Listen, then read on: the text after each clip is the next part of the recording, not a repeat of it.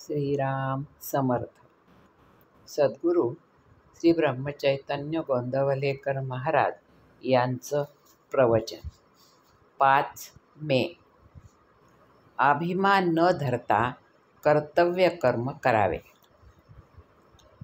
मला कळत नाही असे वाटणे ही परमार्थाची पहिली पायरी आहे. आपण अभिमानाने मला सर्व समजते असे मानून जगात वावरत असतो. खरोखर अभिमानासारखा परमार्थाचा दुसरा मोठा शत्रू नाही. अभिमान हा हरळीसारखा नाश करणारा आहे असे म्हणणेसुद्धा थोडे अपुरेच पडेल. कारण हरळी वाढली तर ती दिसते आणि म्हणून ती उपटून तरी टाकता येते. तशी अभिमानाची गोष्ट नाही. तो दिसत नाही आणि म्हणून तो केव्हा आणि कसा डोके वर काढील याचा पत्ताच लागणार नाही. चित्तशुद्धीच्या मार्गात मोठी धोंड कोणती असेल तर ती अभिमानाची आहे. आणि स्वतःच्या कर्तबगारीने आपण त्याच्या तावडीतून सुटू असे म्हणणेही वेडेपणाचे होईल. त्याच्या कचाट्यातून सुटण्याचा मार्ग म्हणजे सद्गुरूला अनन्य भावे शरण जाऊन अभिमानाच्या तावडीतून सोडविण्याबद्दल त्याची सतत प्रार्थना करणे हाच होय. चित्तशुद्धी झाली की शेताची मशागत पुरी झाली असे म्हणायला हरकत नाही. पुढे प्रश्न बी उत्तम असणे जरूर आहे. उत्तम बी कोणते हे कदाचित आपल्याला समजणार नाही, परंतु फळ चांगले कोणते हे सहज समजते.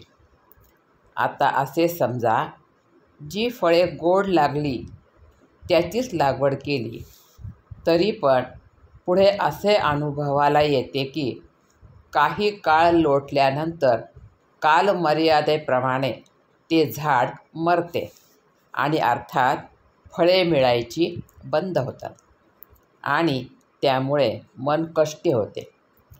यावरून असे दिसते की आता गोड लागलेली फळे ही कालांतराने दुःखालाच कारणीभूत होतात.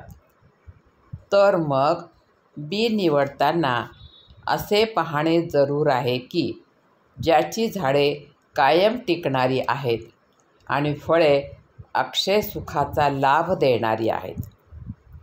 जगात उत्पन्न झालेली अशी कोणती वस्तू आहे की जी अक्षय टिकेल? कोणतीही नाही असेच उत्तर येईल. म्हणून विनाशी फळाच्या आशेने केलेले कोणतेही कार्य सुखाला नेत नाही असे म्हणावे लागते. याकरिताच भगवंताशिवाय दुसऱ्या कोणत्याही फळाची आशा न ठेवता कर्तव्य कर्म करीत राहणे हाच सुखाचा मार्ग आहे आणि हीच उत्तम बीजाची पेरणी आहे. भगवंताची मनोभावे प्रार्थना करावी की हे देवा, तुझी भक्ती तुझ्याशिवाय इतर कोणत्याही फळाच्या आशेने न होईल अशी कृपा कर. त्या दृष्टीने आपणही प्रयत्न करणे जरूर आहे.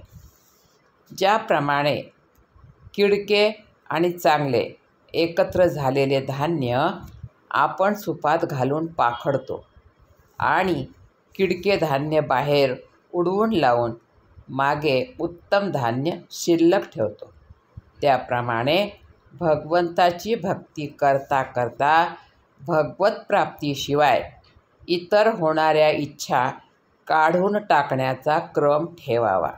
म्हणजे कालांतराने भगवंताकरिताच भगवतप्राप्ती अशी भावना दृढ होत जाईल. आजचे बोधवचन. खरे सुख हे कायम टिकणारे पाहिजे. जानकी जीवन स्मरण. जय जय राम. श्रीराम समर्थ.